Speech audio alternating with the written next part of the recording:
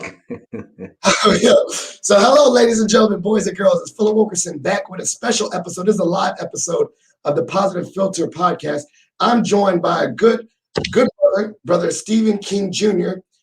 He is running for Eastern Region Vice President, but we're going to talk about a array of topics, not only just his platform with his candidacy for this leadership role, but also just him as a man, him as an alpha, him as a father, all those different things. So before we get into this episode, for the listeners out there and the viewers have no clue who you are, give us who are you? So the basic introduction is just Stephen King Jr. I spell my name with a V. Originally from Philadelphia, Pennsylvania. Oldest of 7 children. My family, they're still out there in the Willow Grove, Pennsylvania area. Now I live in South Windsor, Connecticut. I have a wife, Cam, and 2 children. Roman is 11, Sophia is 16.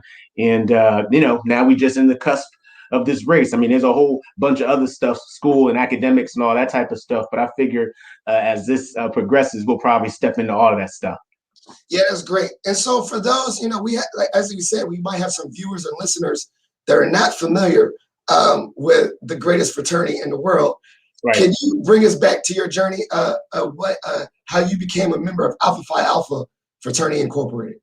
Sure. So I graduated from Penn State University in 1995. Fortunately, though, right before that, I crossed into Alpha Phi Alpha Fraternity Incorporated through the Gamma Nu chapter in the fall of 1993. I was number 2 out of 4 young men that took that journey. And I'll tell you a lot of what has happened in terms of why Alpha and so on and so forth, quite honestly, was just because of my involvement in a lot of different things on campus, right? And as I found out, so I'm a musician, I'm a vocalist, I sing. I'm also a playwright, so I've been involved in a bunch of musicals and plays and such. Choir, all those types of things. And a lot of individuals that I bumped into and met, I found out that they were alphas. And I was like, oh, okay. So I'm already cool with these dudes, and did my little bit of research, so on and so forth. And then fortunately, at one point, my roommate, Dwayne Bowie, was an alpha.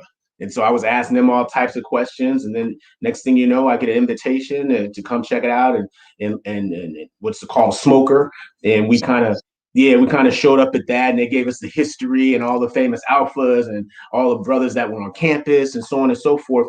And from that point on, I was kind of locked in. I mean, definitely a journey though, in the sense that the process in and of itself, along with everything else, academics and everything else that you have going on, work and so on and so forth, it definitely breaks you down to kind of build you back up. And once we crossed into the fraternity, I mean, it was just an awesome experience. And so I'm so thankful for it. So I think 28 years now, I've been doing this thing and moved from the college chapter at Penn State to now the alumni chapter here in the greater Hartford, Connecticut area. Yeah, and I love that. And so, for certain people, when they think of the word fraternity, they think of just college. But right. You do a lot of explaining that, particularly for historically Black fraternities, these are opportunities where you still stay engaged for the rest of your life. And so you've done a great job of doing that, continuing to stay engaged.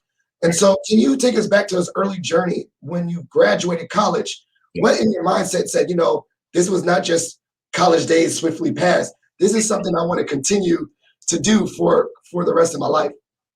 Well, I'll tell you, at first, it wasn't so simple, because when I graduated from college, right before I graduated, I got hired by the JCPenney company, and they moved me all over the place. My first assignment was in West Virginia, and then they had me up in Canandaigua, New York, up near the Finger Lakes and near Rochester. And then eventually I landed in the Hartford, Connecticut area. And right before I joined the Beta Sigma Lambda chapter, I was already in the process of getting my MBA at UConn.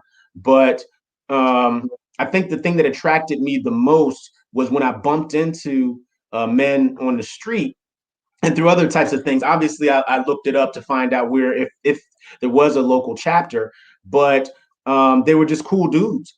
And one of the things that I noticed real quick, and it was a major event that they had going on that they were involved in. And so just to give people a little bit more background, yes, I was a step master at Penn State, and took that same kind of energy over to the alumni chapter.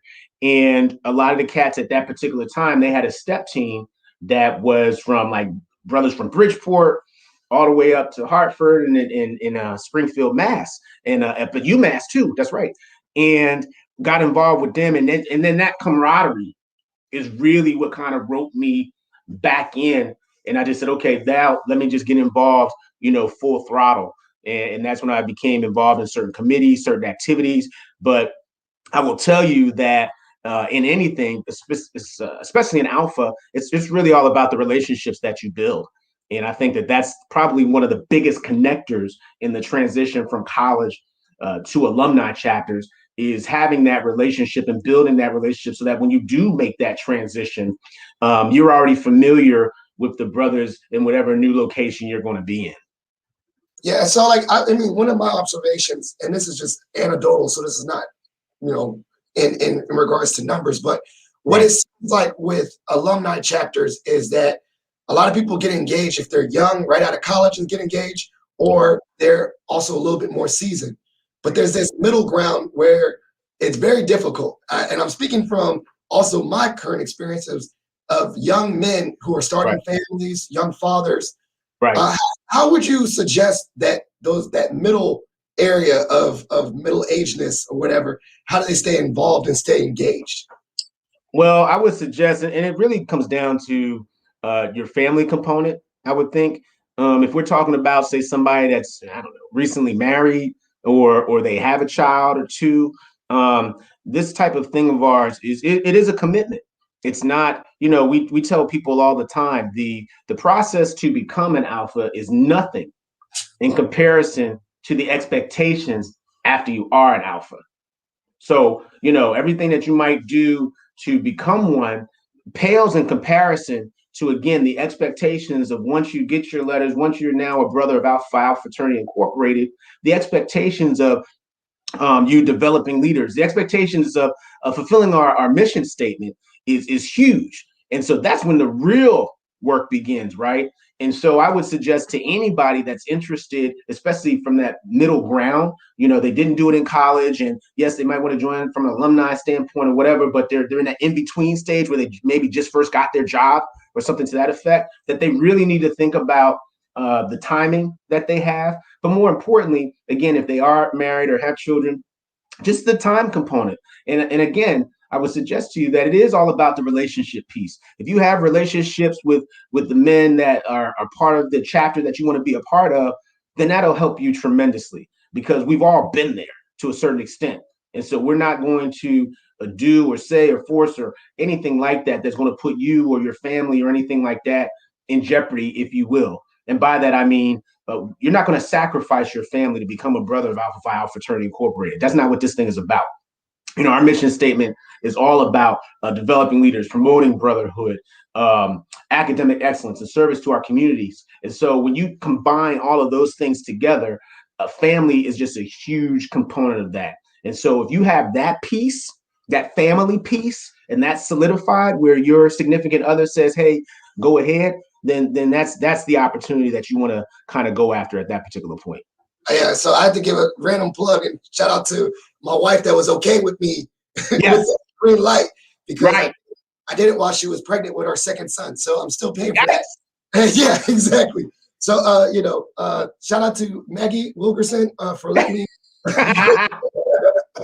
go through that. But I also want to talk about your journey as a professional.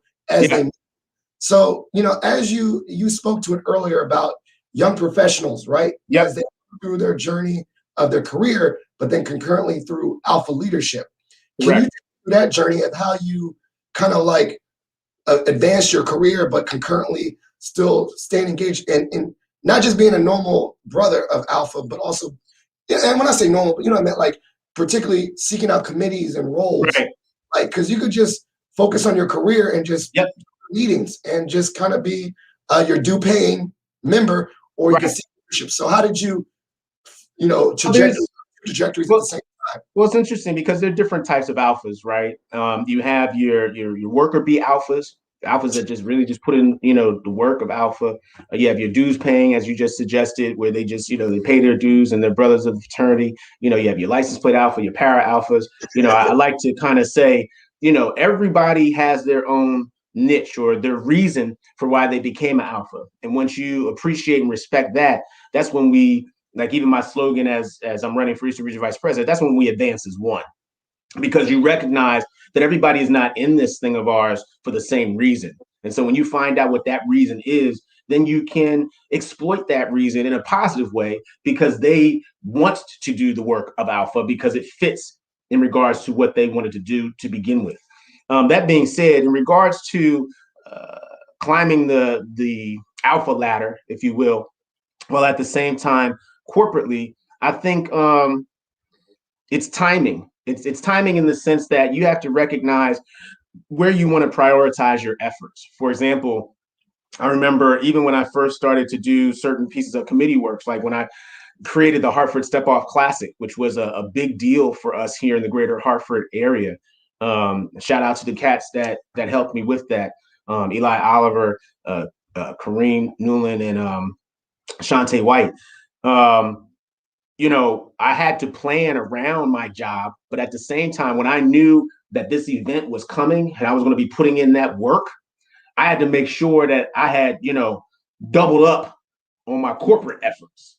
So that by the time, because, there is a balance, right? So that by the time that event came around, my boss was like, all right, go do what you got to do. We know you're involved in alpha, so on and so forth. And we respect that and we appreciate that because they saw the impact that we had in our communities. And so, but if you don't have that relationship, again, that's the R word that we'll go through a couple of times today. If you don't have that relationship corporately, it's going to be very difficult to try and do all the things you'd like to do from an alpha perspective and really keep that balance. So I was blessed in that area to figure that out very early to work really hard on the corporate side and then kind of intertwine alpha with that so that when something major came along, whether it was an event or a party, whatever it might be, that my employer was always like, all right, go do what you got to do. And they always respected that and appreciated that. So I would tell anybody, even in that vein, and make sure that you have your ducks in a row, because the last thing that you want to do is sacrifice X for Y, because it's not going to work. You have to have some type of a balance. And for me, whether it was when I was a recruiter to now in business development, fortunately, I've always had an opportunity where I've been able to balance the two pretty well. And obviously, like I said earlier, if you don't have your family supporting you, well, that's a whole different conversation. So fortunately for me, we've been able to do that. Okay, yeah, because I'm already thinking like, man, you're doing both. I have one of my follow-up questions is when, in regards to like a lot of service leadership, right? This is, you're not getting a paycheck, but it develops you. It says develop leaders.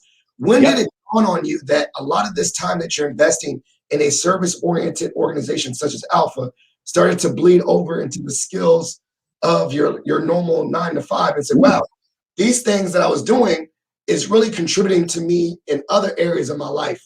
More like that. Yeah. So that's an awesome question. So for your viewers, I've been in sales for over 30 years. And, a lot of my sales career has been 100% commission based, which means I don't have a base salary, which is kind of a blessing and a curse. It forces you, though, to really work hard at your craft in terms of building relationships, building partnerships. So from a corporate standpoint, I think that helped me out tremendously, especially in the efforts that I plan on doing if I earn the votes to become the next Eastern Region Vice President.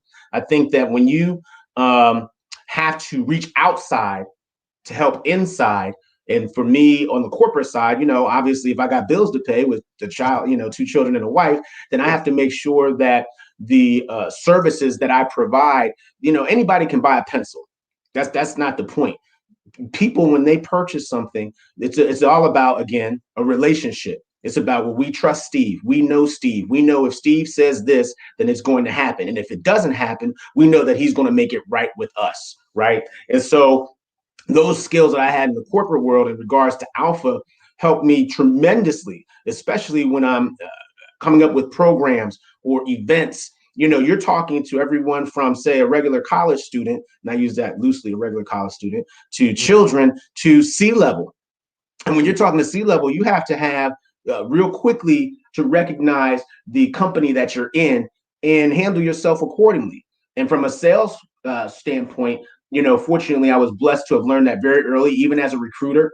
I was talking to, people that were on the street to, C-level executives, CEOs, CFOs, and had to make sure that my conversation was such that they knew, okay, this dude is coming in here to handle business. But at the same time, I was still that cat that you could have a conversation with, and let's talk about our families and what's really going on. And so from that perspective, it helps out tremendously when we were talking about Alpha Phi Alpha, because you're able to almost be a chameleon, if you will, recognize the surroundings that you're in and say, okay, this is how I need to carry myself. You're not a monolith. You're not always this all the time, and so Alpha really prepares you for that. But at the same time, the skills that I learned in the corporate environment, they just kind of blend together. And so I'm thankful for that. So this is my second follow-up about that family buy-in, happy wife, happy life, or happy spouse, happy house. Yeah, here you go.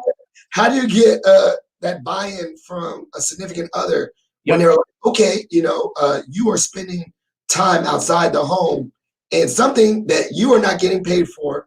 Right. You see a lot of investment in it. I know this is a full family affair with you. I see the work that you're doing to campaign. It's a lot of hours, right? Weekends, all this stuff. So how are you getting that buy-in from, and not just your spouse, but just the family in general, that this is important to you, but also like, I'm still number one. I'm your, father and husband. Number one. How do you? I think that you have to really have that conversation because, I've had people ask me this on the campaign trail, why now? What the timing and so on and so forth. And as I said to someone just the other day, my wife at first, she told me when I first run the run, she said, no. She said, it's not happening. She says, not happening. We got these other things going on. And so that's why I didn't. This was, about 4 years ago. And so that's why I didn't at that particular time. But everything happens for a reason. And then one day she said to me right before, the certification process, she asked me if I still wanted to run. And I had no idea what she was talking about. And then she said, no, for vice president. I was like, for real? And then that was it. Now, obviously, as you very well know, you don't know what you're getting into until you get into it. Right. And so there were a lot of things that we had to go through. Just for your viewers, again, you got to get these lights. You got to get you make sure your internet's on point, especially in this COVID era. I mean, everybody's home. I told you I got an 11-year-old and a 16-year-old, who are both using laptops. My wife is a teacher, so she's, doing her Zoom stuff. So we had to make sure our bandwidth was big enough because now everything is, happening on the internet. And so when you get that buy-in from the family, and I think a lot of it has to do with, there are those times where I say I'm shut off. I tell everybody on the campaign team, I tell everybody, whether it's Alpha or whatever. And I think that is another thing that, if somebody wants to consider becoming a brother of Alpha Phi Alpha Fraternity Incorporated or whatever organization, you have to say when you're cutting something off. And you have to also say, when you're going to dedicate other time to your family, whether that's me sitting on the couch and watching some Hallmark movie with her, or with my son and he's doing Minecraft and messing around with that, or even with my daughter Sophia, she's a teenager now, so she really don't want to be bothered with dad. But there are times, even when we cook together, that time is just specifically focused on them. So that way, when I have to do things, it's like, okay, dad is handling this. Okay. And everybody knows that we're kind of in that together. But again, keeping it real, you really don't know until you get into this. I mean, campaigning is a completely different vibe than actually having the job. There are going to be those up and down moments. But fortunately, even with that, the family knows me well enough. And you know what? I will say this too. You have to prioritize in terms of what you're going to cut off. So there were things that I had to stop doing, in order to prepare me for this. And, I'll get back into it perhaps, but I couldn't be everywhere for everyone. And so I had to make sure that my family was a priority, but at the same time, cut some things off that I was accustomed to doing. And once my family saw that, they recognized how important this particular thing was to me. I love that. So I am going to just ask that generic question. Why now? Like, why now? Like, as you said earlier, I put your link in the chat of your platform and your website. Nice. And Yeah. so see all the things that you got involved in. I mean, you could have just as easily continued to do the same things that you've been doing. Right. And still be a great contributor to the fraternity, to the organization, and Correct. to take care of your family life and business and all the different things you're doing. So why particularly now? I think everything happens for a reason. And my skill set at this particular point, I think is going to be a tremendous gift to the fraternity if I do indeed earn the votes to be elected the next Eastern Region Vice President. One of the things that in any organization, but particularly now, when you're in college, for example, and your viewers who are familiar will understand this, when you have to raise money, you could throw a party on campus, throw a fundraiser on campus, so on and so forth. And what we are now in, ever since March of 2020, this COVID-19 era, all of those type of opportunities were gone. I know some campuses where, you can only be on campus one day a week. I mean, life as we knew it was done, and so at the end of the day, specifically in the fraternity, if you think that you can continue to do the same things that you've always done, you're going to lose. We're going to lose as a fraternity. And I think even from a corporate America standpoint, there was that realization as well. For example, I remember when the world shut down that there was a big thing about, oh my gosh, are we going to still get the same productivity of people at home as opposed to when they're in the office and we could watch them? And in actuality, the productivity went up. So much so that people started selling their buildings and so on and so forth. And now this is the way of life. I say that to say this, that for me, it's recognizing that our fraternity has to pivot. We have to repurpose. Actually, we need to step back. Let me take a step back. Mm-hmm. We need to look at the things that we've always done, and which is great. So we need to reflect, right, on how have we done things, what's made us successful, first of all, service of all, what have we done? But at the same time, we need to refocus our efforts in regards to, okay, now that we know that we're in this COVID-19 era, how can we make the changes that are appropriate for this era?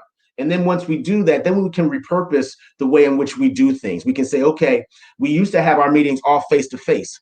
Now we need to use our Zoom technology. Now we need to use Google Meet. Now we need to use these other features that in the end, when brothers really look back at it from a historical standpoint, they'll be like, oh my gosh, how much money did we save because brothers weren't traveling, because brothers weren't doing, So for me, though, specific to your question, for me, why now is it's my skill set in regards to revenue generation. As I alluded to earlier, we can't fundraise in the same ways that we did before, number one. And number two, the landscape has changed. I mean, just keeping it real, brothers have lost jobs, families have lost jobs. I mean, unemployment, that affects everybody. This COVID, the vaccine, all of this type of stuff mentally, And so for me, it's one of those situations. And when I say, okay, this is my gift of building corporate partnerships, building relationships, building teams so that we're all focused on a common goal, a common purpose. And so that we're not overly taxing our brothers in a time where brothers just don't have the resources like we used to. And so when I think about it from that perspective, like maybe 4 years ago, and God knows what he's doing, this might not have been my time because that's my gift, right? But right now, for the things that I believe that our region and our fraternity needs, these are those things, the additional resources, the team building, the cost reallocations, finding out how can we do more with less? I mean, there are side things that I'm involved in. I'm a couponer. I always look at ways, how can I save money? I can't remember the last time I bought detergent at full price, but those are, keeping it real, since that's the type of show we're doing. Yeah. But I bring all of those skills to this so I can say, hey, brothers, we can do more with less. Let me show you how, and let's build these relationships so that we can all win. And then again, it always goes back to the, advancing as one. So that's why now. And I think that it's really going to, again, if I do earn the votes, we're really going to bear the fruit of that because it's going to just continue on. It's not just going to be a one-time thing because when you establish partnerships and relationships, They can go on forever if you do them correctly, if it matches up with everybody's mission statements and what they're looking to do for their communities. I love that. One of the things I love the most about your platform and just you as a person in general was the personable nature that you have, and just someone I can reach out to. Particularly, and I'll speak to full transparency is I'm relatively new in this organization, and from our conversations and just getting to know you, you never sun me. Like oh, I'm more senior in this organization. Right. I really appreciate that. And I think that particularly one of the things that is very attractive and embracing for you is that focus on brotherhood. You are a brother's brother, and you make someone feel as though if it's you've been here, you just crossed, congrats, gripped you up, you're a brother. And then someone that's, I still say deference, I still my senior brothers that in the organization, but you still make them feel just as much as a brother. So maybe that focus, in the central part of your advancing as one, which I love, you're saying we're all different types of brothers. What is your concept of brotherhood? That's a very central, I believe that's a very central part of your platform. Well, at the end of the day, we're all in this together. We're not going to succeed if we try and I'm better than you. No, I just happen to be older than you. I just happen to get in this at a different time, so on and so forth. And that's part of my management style. Even as a manager, when people have asked me that, for me, I want a business to run, and this is not to be morbid, but I can't stand when a manager or a boss or an owner has all the passwords to everything. They don't teach you anything because I don't know, they're scared that you're going to take it and run away with it or something to that effect. I'm not trying to work 80, 90, 200 hours a week. That's a terrible leader. That means that you don't appreciate your people, you don't empower your people, you don't respect your people to do the skills that God has given them, right? And so for me, from a leadership standpoint, and more importantly to your question, from a brotherhood standpoint, man, I learned a long time ago, let me just allow the brothers to use the gifts that God has given them. And if I treat them the same way that I want to be treated, we can have our differences, we can agree, we can disagree, but at the end of the day, if I make a phone call, I know you're going to pick up the phone. I think that's one of the main things for me that I wanted to make sure that brothers knew, that people knew about me. I'm not really quiet as kept, a talkative person like that. However, I always recognize the fact that if I call you, usually it's for a reason, right? And so I couldn't stand when I would call leaders in leadership and they would be all over the phone when it was campaign time. But then if they won or they got their seat or they thought they were this or that, the other thing, would go to some nondescript voicemail or whatever else. And I said, man, as a leader, I'm never going to do that. And so whether it was with chapter president or district director, or even when I became the executive director of the whole region, my phone number has been the same. And I think as a brother, it needs to be that, because you never know, especially now in this COVID-19 era, you never know when a brother just needs to hear a voice. We have stuff that's going on all over the place, man, that, family members are dying. As I alluded to earlier, people are losing their jobs. And sometimes it just takes a brother to be like, "Oh, what's up, Phil? How you feel, baby? Are you okay?" And let's get that. Yes, like you said, yes, there's always deference, all that other type of stuff, but we're still brothers, we're still men, and it's okay to have that type of a conversation, because again, our word relationships that are built, you just never know. That one conversation could change that person's whole day. And for me, there's a time and a place for everything. And I recognize the fact that now I don't get everything right, of course, but if I'm always open and people know that they can step to me and talk to me, there's going to be things, especially as a leader, that I might find out that I wouldn't have otherwise if I tried to act like I was, I'm 93, you're 2019. Who are you talking to me? Nah, that 2019, 2020 brother could have an idea that could spark a revolution.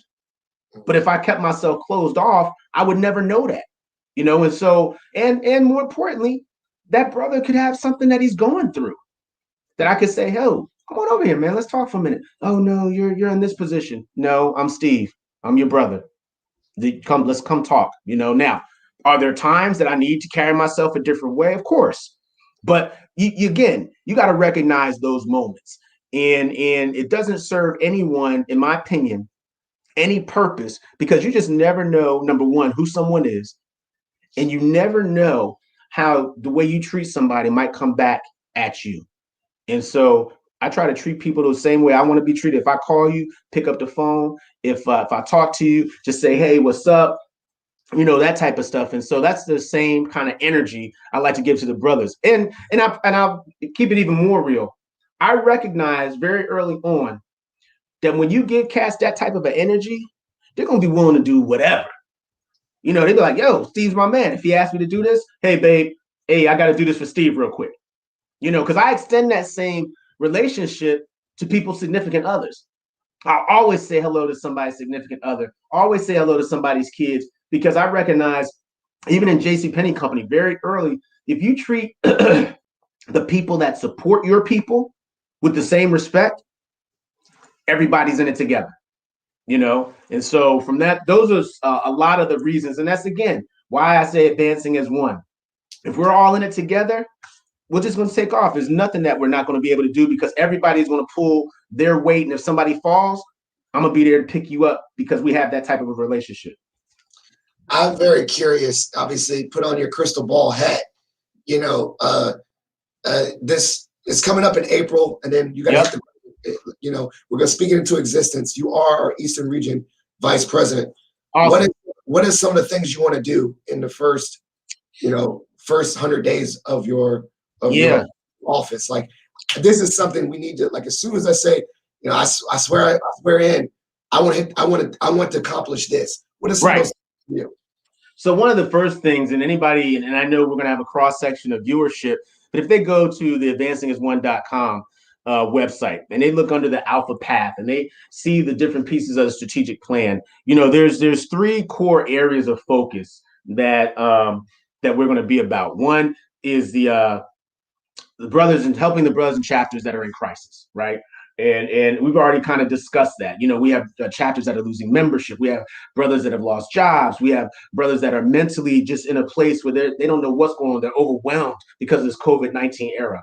Another piece is being smarter about Alpha's finances, recognizing the fact that, we have to find other ways to make money, generate revenue, so on and so forth, help out our college chapters, help out our alumni chapters. Because again, a lot of the ways that we made money, we're not able to do that. But also we have to be smarter about how we allocate those resources that we do have.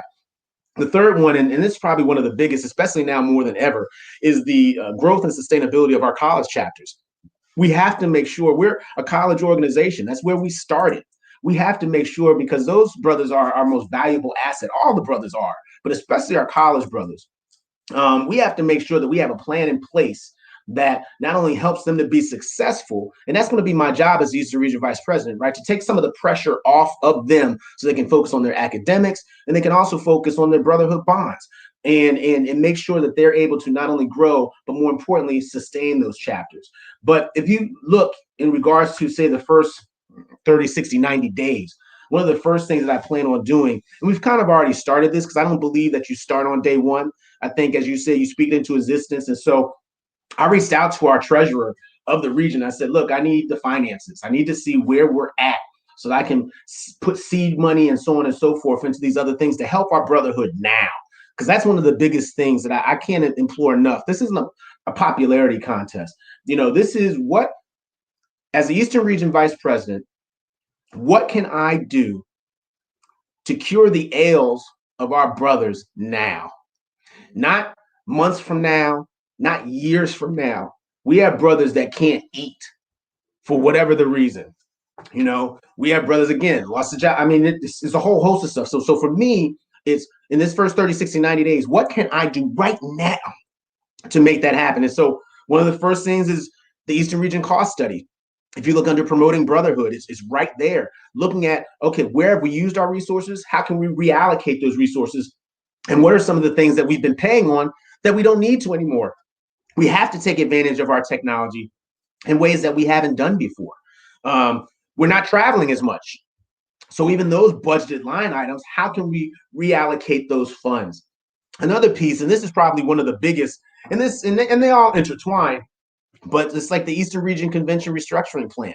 And that's a long-winded way, but it's basically just saying, okay, how can we make our conventions, because we're international as well, right?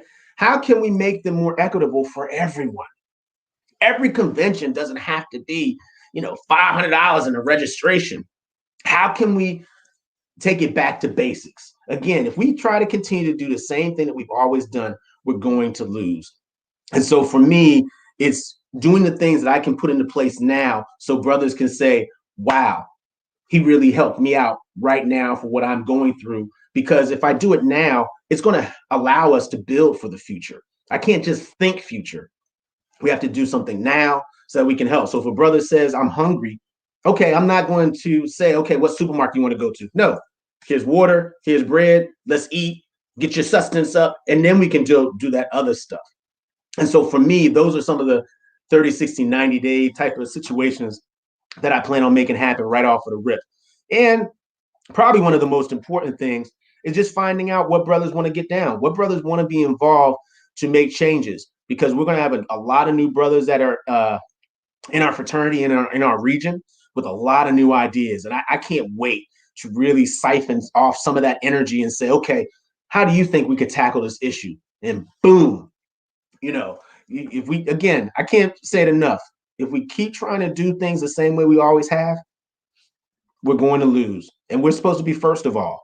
And so I want to tap into that right off of the rip. Congratulations, Steve King. Cool. And then I'm making phone calls. Hey, how you want to get in on this?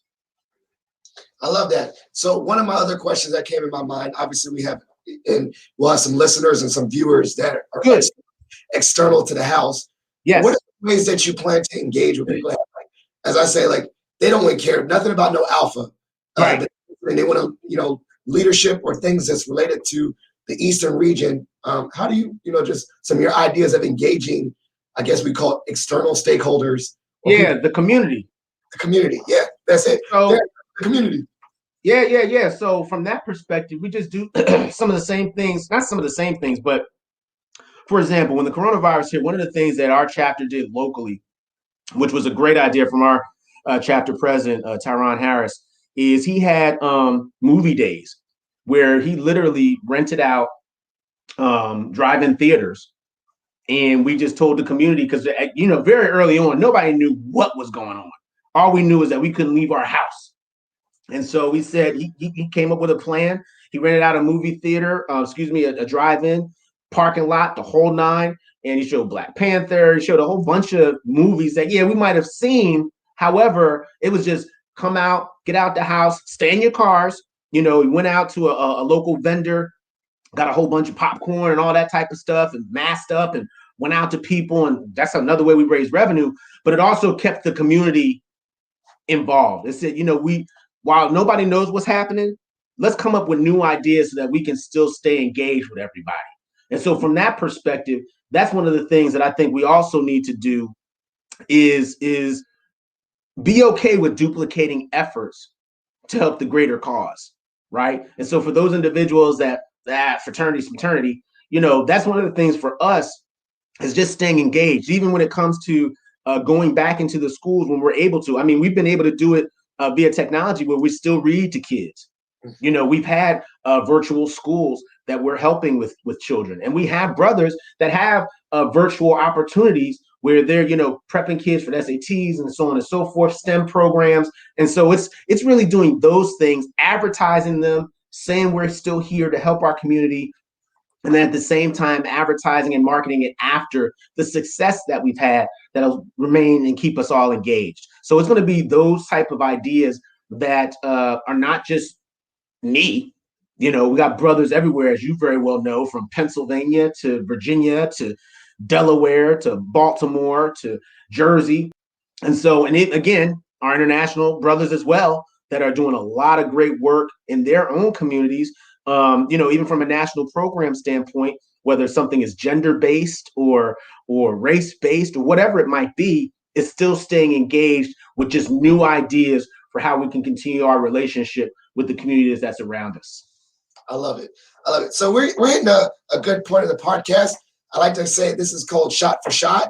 Okay. You can ask me any random question as related to this topic or not, and I get to ask you any random question. All right, do you want to go first or I'll go first? Wait a minute. Shot. Okay. No, shot. You get to ask me a question and I get to ask you a question. That's what you said? Yeah, shot for shot. You want to go first? Okay, that's the alcohol reference. All right, let me see. Okay, good. You go. You go first because this is new to me. So go ahead. So normally, I know you do a lot of musical references. So this is a random question. Okay. Who are your top 5? Your not best, but your favorite artists, musicians? So I'm a vocalist, right? And so I'm a Johnny Gill vocalist. I'm a Wanye vocalist. I'm a Joe vocalist. Aaron Hall vocalist. So that's 4. Fifth would be any member. Actually, no, I think it's Andy of the Bee Gees. There you go. Yeah. From that perspective, those are all voices that, especially when you hear them, if you in it, immediately, And so for me, that's always been, and all of them, quiet as kept, except for Joe. We're all in a group, and they just all did their thing. And so for me, those are 5. Those are my top, 5 vocalists. Obviously, I'm a dude, so I'm gonna pick males. Okay, so that was my shot. Your shot. And we might have to make a Spotify playlist. Brother King's top vocal. Yeah, that would be hot. I already wrote them down, so you might randomly in our group text they say, "What is this? This makes no sense." Yes, if we did that, that would be hot. I appreciate that. I'm always listening to music, so yeah, that would be hot. Okay, so let me see. If you weren't doing this, what was it that you said to yourself, you know what, I want to create my own positive filter, my own podcast? Why? Okay, yeah, I love this story. So for me, it was very self-fulfilling first. So when I started a YouTube channel, and I would get in my car and I would talk to myself and say, Motivational Mondays, Random Ramblings of Philip. And I realized that me talking in my car were very boring videos. Like, it was just boring. But it was a way to give me hype. Like, it's the day, and I used to do these. And I still had that playlist. I'll send it to you randomly. It was like, it was just this car. But then I realized that's a little boring. And then, it wasn't a vlog. So I heard a podcast, and it was like, you can have your own radio show. And so I could take that same mindset of doing these very motivational things that it was almost like speaking to myself, but I could do it as a radio show rather than just me sitting in my car. Okay. And over time, it developed, and I was like, me just talking by myself is boring too. I would love to just bring other people in and just do an interview style for my Positive Filter podcast. So I started with my best friend, Hillard, who lives in Boise, Idaho. I call him the sole black man of Boise, Idaho. There's, no one else there but him. But then I realized, okay, well, me and Hillard couldn't get on the same schedule every week. So let me just open it up and just start asking other people to be on my podcast and just ask them questions. And similar, while we have an audience, I'm asking questions that I want to know for myself. So over time, it just became, like I said, like I get to interview people and ask them questions, framing around, positivity, well-being, growth mindset, all those things, but just from people that are in, similar to your said relationships, just people I have relationships with. And then over time, I started to build new relationships where I'd have guests on my podcast that I didn't know before. Like the first, year and some change was just people I knew, like my mom, my dad, my father-in-law, a former boss, like just people I knew. But then over time, I was like, I can use this to ask other people. So I'm like, worst case, I can branch out and say, would you like to be a guest on my podcast? They say no. I'm like, okay. And I just, but I get to learn from people. I believe that people are the greatest resource on earth in regards to their experiences can be great teachers. So I learned, like just talking to you today, I take notes. I take notes on my own podcast. And for me, it's just a way for me to learn. And if people happen to join in and learn something as well, that's a bonus. But I told someone a long time ago, I was going to do this regardless. Okay. Like, if I had one viewer, one listener, I still was going to record this podcast regardless because I wanted to learn, learn something. So that's where it started, and that's where it continues to grow. So okay, it's a journey. And it's a lot better than just me talking in my car by myself. You know, like I like to do that thing because I was really just saying random stuff like, you know, you gotta have a growth mindset. Okay, I gotta go and push the record button and go, you know, go. Yeah. Like, That's crazy. That's crazy. You know, since starting this podcast, we know that that is a medium that's grown. You know, since I joined, I think it was like 700,000. Now it's over 1,000,000 podcasts. I tell anyone if you want to start one, like there's 1 million on the same subject. I say, who cares? Just do it because you want to do it. And the only thing unique about this podcast is me and the guest. Right. So you just do it regardless. So if you have a creative idea, I just tell people to do it all the time. Just do it. Okay. Do it yourself, and do it as if you're going to do it regardless if you have 2 people, 3 people, or 100 people. Just do it. And then, I can appreciate that because that's how I feel when I'm singing. I tell people that all the time. I said I have to vocalize whether it's one person in the audience or if it's 200,000 people in the audience, because that one person is just as important, is just as significant, and you only get back what you put out. And and that's probably also why sometimes from an energy standpoint, I can't stand looking at somebody that's like a bump on a log. And even when it comes down to these type of leadership positions, it's like, yo, just be a real person. I mean, I recognize the fact that, yes, you have to carry yourself a certain way, but some of the most ignited leaders are the ones that have personalities that you feel like, okay, I can still talk to that brother. I still can talk to that person if I need to. Yes, I recognize the rank, quote unquote, that they hold. But at the same time, again, the energy you put out is the energy that you're going to get back. You can't just wait for an opportunity to pop up where now you need someone and they're gonna be like, well, you never acted like you needed anybody before, so now all of a sudden now I'm supposed to just give you. And especially in a volunteer organization, that's not how it works. So I like what you said, because depending on what you're doing, I remember this was long before podcasts or anything. A friend of mine, Ralph Lockman, just in case he sees this, we used to always joke about movies all the time. What's the best movie, this and that? And we said, man, one day we'd love to have a show where, we would just, not like Shisker and Ebert back in those days, but, really just come at each other like, are you stupid? Like, what are you talking about? Like, that's the best Godfather. Like, like just little stuff like that, quite honestly, sometimes people are looking for an escape. And they just love to hear, different conversations that are from people that they don't know.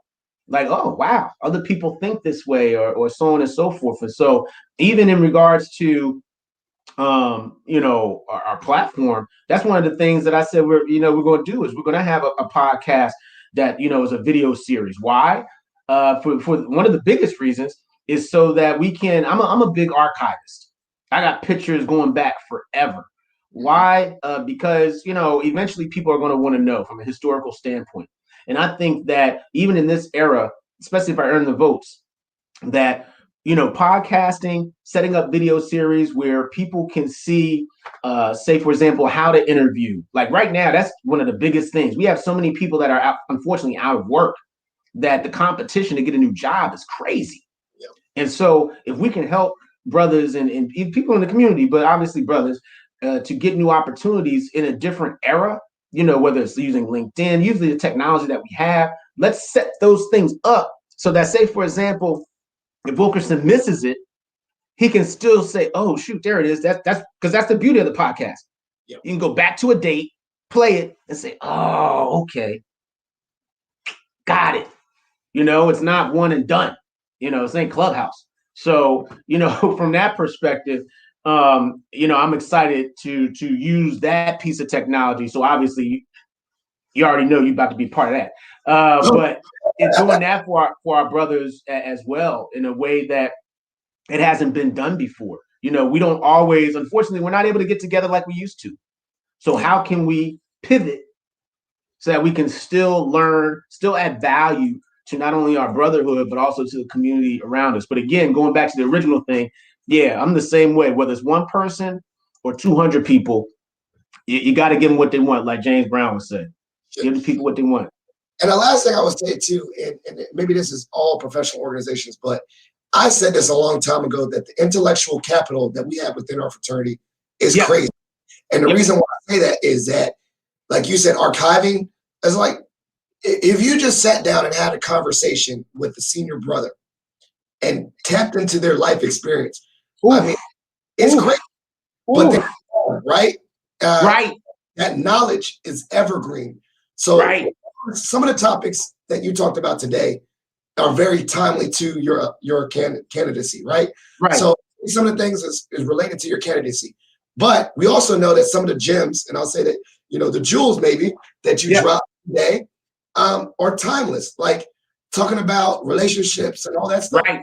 And it's still going to be applicable if someone listened to this years down the line. So with that, that was my mindset with doing the podcast and the interview style, was that for me is the same way. Like sometimes I've done it, I did it even with myself, is I've listened to some of my earlier episodes. And the crazy thing is like, wow, I still learned something from, like, I didn't catch that. I didn't listen to the full conversation. Yeah. You don't remember everything you talked about. And two, it was like, wow, like I can see how much things have changed or how much growth even as a person. So I definitely love this as a lane. Anything with video and creation and sharing ideas. And what I would say is sharing ideas, but knowing that we have such great people that we're already connected to. And if we get them to share their stories, they can help so many people, because I just think that everyone's story is so impactful. Like, you're right. Maybe one person listens to this and that they might be the next, 20 years down the line, they join Alpha randomly because listen to this with their parents. So this was the impact. I couldn't agree more. And I think also the benefit is that it's cross, and I don't know the right word for it, but that's one of the reasons why I appreciate like closed caption, for example. You don't know, like you could be watching a show, but the way the closed caption works, they type everything.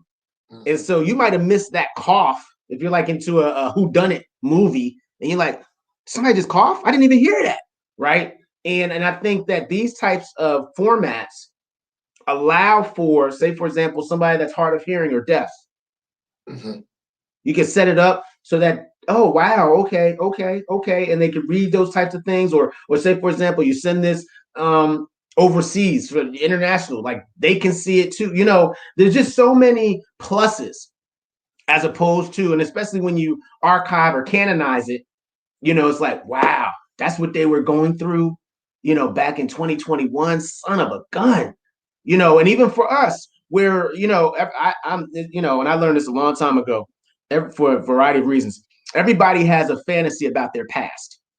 Like everybody's past is like, oh, I remember when I used to do that. I'm like, no, you didn't. Right? But these types of things, when the format is set up and now it's archived and everything, you can be like, wow, I forgot about that. I forgot about when we didn't have, and then we created, and now look at it. Or if somebody says, oh yeah, that was one of my ideas. Oh, for real? Yeah. This is, and it's like, what? And those types of things also for me are, part of the reasons why, even in this race, why now, is because I think that we have too many, again, to use your word, too much intellectual property. Like I would love to do what you just said, and I'm going to actually write that down, where we have these type of interviews where it's not just, and this is the one thing that, side note, where it's not just famous people.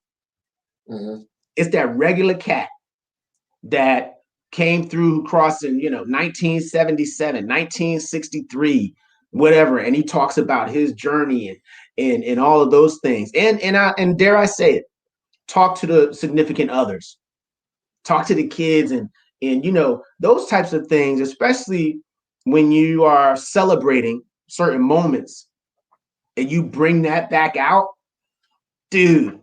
My mom still has pictures of me, during my first solo back when I was like 4 years old. And I'm like, what?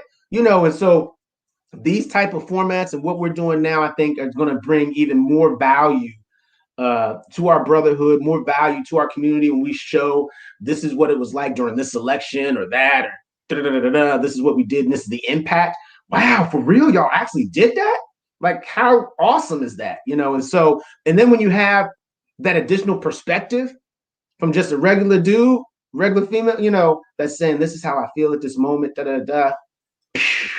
So, man, I'm thankful that we had this opportunity to kind of go back and forth. And I look forward to when not only we're able to do this again, but also we can get others involved and say, how are you feeling?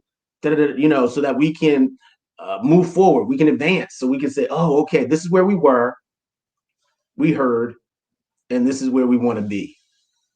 I love it. So this is the part of the show. We're going to wrap it up where Okay. I call it shout outs and plugs. So Okay. shout out, you to show love to anyone you want to show love to. Shout out anyone you want to shout. And then plug. Yep. Plug would be anything where you want to make sure that the listeners, because I'm going to put it in the show notes, where you want the listeners to follow up with you and connect with you, whatever platform. Okay. I am going to make sure I put it in the show notes. So shout outs and plugs. So shout out to my wife, Cam. Shout out to her for her support. Shout out to my children, Roman and Sophia, for their support. Shout out to parents, the chapter, fraternity, and shout out to the brothers who believe in our Advancing as One campaign. Shout out to everybody that's just really putting in work during this time that's unparalleled, at least for many of us, where we've never been here before. So shout out to all of them. I've never done that before. So plug, obviously, advancingas1.com, right? So go to the campaign, check it out. Any questions, whether it's brothers or otherwise, even from the community, plug to, Soul Sound Review. That's the group that I sing with, Soul Sound Review. You can go to the website. Hopefully we'll be able to get back on the trail again when things start to open up. Plug to Crossroads Community Cathedral. That's a church that I'm on the worship team with, and for all those cats. Another plug. Yeah, just the Alpha, I guess. Wow, that's kind of strange, yo. That's a good look. Yeah, I like that. I never thought about that before. Make sure to follow up and put all those in the show notes for all those things that you're working on. I love to see the holistic view. You got the church, you got the music, all that. So definitely want everyone, if they listen to this episode on the podcast, they'll see all those reflected in the show notes. Click on those links and they'll go to all those different things. Awesome. Well, Brother Stephen King, this has been a pleasure. I'm glad that you actually took time out of your day to join me today. I hope that whoever joined in or watches this later or listens to this later, learn something, engage with this great man. Please get to know him.